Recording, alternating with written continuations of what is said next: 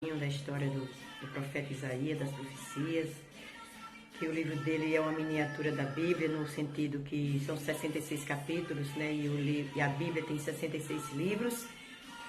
E a gente também não basta ler, a gente precisa viver a palavra de Deus, que é o mais importante, né? O desafio maior para nossas vidas.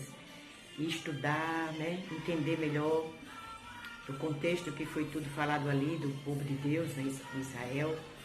E também meditar em algumas passagens. E eu sublinhei vários versículos que me chamaram a atenção, que eu gosto muito, que eleva assim a nossa fé. E também teve um que me chamou bastante a atenção. Quando eu li, eu disse, depois eu vou pesquisar o que significa isso, que eu estava tão inocente quando eu li aquilo que eu não entendia nada. Então, nesse versículo é que eu meditei hoje, buscando um entendimento sobre ele. É o capítulo 65, né? O tema é assim: Deus promete ouvir a oração e conceder bênçãos aos seus servos. E é justamente o versículo 11. Mas a vós, os que vos apartais do Senhor, os que vos esqueceis do meu santo monte, os que preparais uma mesa para a fortuna e o que misturais vinho para o destino. Gente, eu fiquei sem entender o que é fortuna e destino. Se a gente olhar esse como significado, né, para nosso tempo, a gente sabe muito bem o que significa, né? Só que eles estavam de letras maiúsculas. Eu fiquei sem entender o que era aquilo. Eu fui, né, pesquisar com a gente. Eu não sei de nada, gente. Tudo que eu estou aprendendo aos pouquinhos, ouvindo outros pregadores, ouvindo historiadores, né, ouvindo um pouquinho mais sobre a palavra de Deus nas explicações. E aí a gente vai formando o sentido, né, daquilo. Por que Isaías falou isso? Aí eu coloquei, sabe, gente, aqui a interpretação, eu acompanho um comentário da Biblioteca Bíblica e explica bem detalhado cada versículo da Bíblia. E aí eu anotei aqui. Ali está se referindo a 4 pecados de Israel, né? Esqueceram-se de Deus, esqueceram o local de adoração, que naquele tempo tinha lugar de adoração. Depois de Jesus, não. Ele disse que não habita em templos feitos por mãos de homens, né? Ele procura adoradores que o adorem em espírito e em verdade. Você não precisa estar dentro de um templo, de uma igreja para adorar a Deus. Muitos ali nem estão adorando a Deus, né? Nem sabem o que é adorar a Deus. Não estou julgando, mas assim, eles não sabem ainda o que é adorar a Deus. E Deus está à procura de verdadeiros adoradores. Mas naquele tempo tinha um lugar de adoração. Durante toda a trajetória do povo no deserto, Deus escolheu um lugar para adoração. E terminou no templo de Salomão, né? Que depois esse templo foi destruído, né? No cativeiro babilônico. Sim, então aqui está falando, né? Esquecer-se de Deus, esquecer o local de adorar a Deus e fala de adorar, o terceiro adorar Gad, G-A-D, né? Em hebraico, que é a deusa da fortuna, e adorar a Meni, que é o deus do destino. Porque esses deuses eram deuses do tempo do babilônico, né? Eram os deuses que chamavam deuses cananitas. Mas a história vem, a história avança, e aí esses mesmos deuses estão com outro nome na Roma Antiga, né? Na mitologia, que você pesquisar lá na mitologia dos deuses, você vai ver também no deus grego. No deus grego, ele tinha um nome de Tique. E Gad é o deus cananita. E Fortuna é a deusa adorada na Roma Antiga.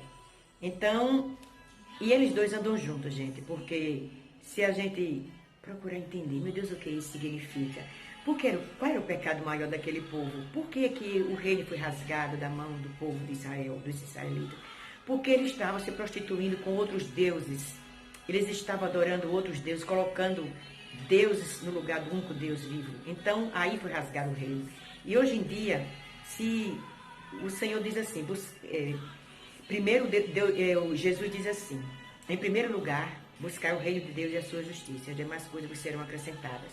Mas hoje tem pessoas que estão buscando outras coisas, que às vezes nem são adoração a outros deuses, de imagem, de escultura, de alguma coisa, mas às vezes são deuses assim, como vamos dizer assim, tudo que foge, que não faz parte da essência do homem. Aquelas coisas que a gente está buscando, está colocando no lugar de Deus, né? pode ser o culto à beleza, né? E tem gente que não tem limite para cultuar o corpo, né? Fazer plástica, não no sentido de melhorar a sua autoestima, ou porque tem que corrigir um defeito genético, mas não, está sendo uma coisa sem controle, não tem mais domínio próprio para controlar essas coisas. Às vezes é por poder, por sucesso. Imagina a cabecinha desse jovem, essa pressão da sociedade para buscar o sucesso, porque tem que vender a qualquer custo. Imagina a responsabilidade dos pastores. Porque no Antigo Testamento, o sacerdote dizia assim, tal sacerdote, tal povo. O povo pecava porque o sacerdote pecava. E aí vinha a figura do pastor. Jesus é o bom pastor, né? Ele quer o melhor para as suas ovelhas. E agora, imagine se isso pega também tal ovelha, tal pastor. Então, que a gente seja como o pastor Jesus, o bom pastor, o nosso pastor com letra maiúscula, né? Porque nós humanos, pastores, padres, todos são falíveis de erros. E você tem que ver também tudo que seja falado na sua congregação, você tem que checar a palavra de Deus, se verdadeiramente aquilo faz sentido. Porque essa luta desenfreada hoje, gente, essa geração milênio, né, que já passou da geração YZ, já nem sei mais qual é a classificação. Imagina a cabecinha dos jovens. Por que tanto suicídio? Por que tanta coisa? Essas redes sociais também, se a pessoa não tiver um propósito de usar, tudo isso é nocivo, gente, demais. Então, tudo que não faz parte da nossa essência, aquilo que está no exterior, a busca pelo sucesso, né? A busca pelo poder.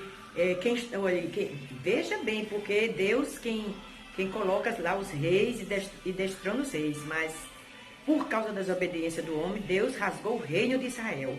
Então, às vezes, lares que estão sendo desfeitos, filhos que estão se afastando dos pais, como está sendo na sua casa? Você está sendo um exemplo? Você está colocando outras coisas no lugar de Deus? Você está acumulando tesouros na terra? Ou é como no tempo dos apóstolos, de repartir tudo entre si? Hoje ninguém quer repartir, hoje quer acumular. E o Senhor disse para não acumular tesouros na terra. Gente, isso é um assunto muito extenso, isso é apenas um versículo aqui que me fez repensar. Né? Então, pode ser busca demasiada pela riqueza, pela beleza, pela posição social. Então, verdadeiramente, será que a gente é livre? Porque livre é aquele que o conhecimento liberta, não é o conhecimento do homem, é o conhecimento da palavra de Deus, é a verdade que está em Cristo. Se verdadeiramente o Filho vos libertar, sereis livres. Então, sim, aí a gente essas coisas vão nos acompanhar, porque Deus tornou o nome de Abraão famoso, entendeu? E Abraão não procurou por isso. As bênçãos do Senhor acompanham, diz lá no Deuteronômio 28, se a gente obedecer, se a gente buscar Deus em primeiro lugar, o reino de Deus e a sua justiça, as demais coisas serão acrescentadas às nossas necessidades.